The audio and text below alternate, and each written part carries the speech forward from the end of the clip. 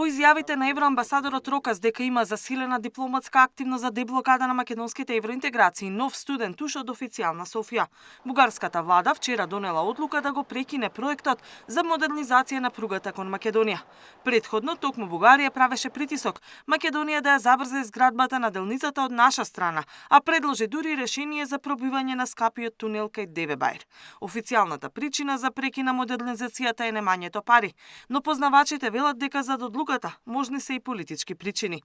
За да нема тактизирање околу проектот кој всушност е дел од меѓународниот проект за коридорот 8, поранешниот амбасадор во Софија Ѓорчев предлага Брисел да го земе проектот во своји раце.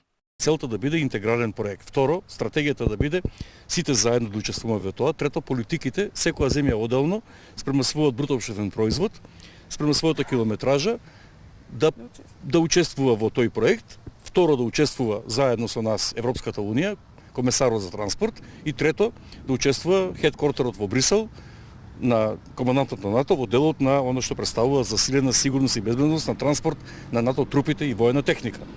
Само така интегрално ако се гледа ние ќе направиме тој проект и ќе се види кога се дадат роковите која земја отстапува од договореното, а која ги извршува своите обврски. Ѓорчев анализира и дека оптимистичната изјава на Рокас има смисла бидејќи во новите европски околности Брисел се повеќе сваќа дека билатералните прашања прават проблеми. Состојбите во Европската Унија се менуваат. Европската Унија разбира со проблемите на истокот, проблемите меѓу Унгарија и Украина, Словачка и Украина, Молдавија и Романија и Унгарија. Значи тука се работи за билатерални проблеми. Нашиот став е принципиелен.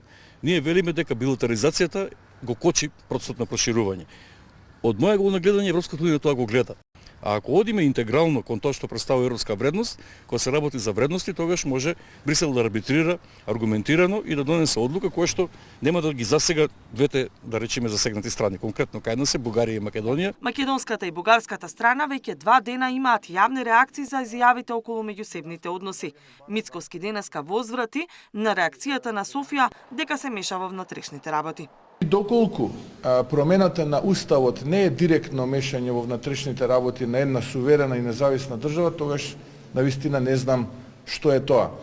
А исто така, јас би се повикал на меѓународното право, Конвенцијата за заштита на правата на заедниците, и тука не можам да одбегнам да го коментирам правото на македонската заедница во Бугарија, која што се темели на 14 пресуди од Судот за човекови права да го реализира, и тука треба ние сите како граѓани да дадеме поддршка на таа македонска заедница во Бугарија. Во сличен дух и македонското МНР изрази жалење за, како што посочи, повторните обиди на Бугарија за префрлање на одговорноста врз нашата држава од неисполнувањето на незините меѓународни обврски. Катерина Нешкова, Сител телевизија.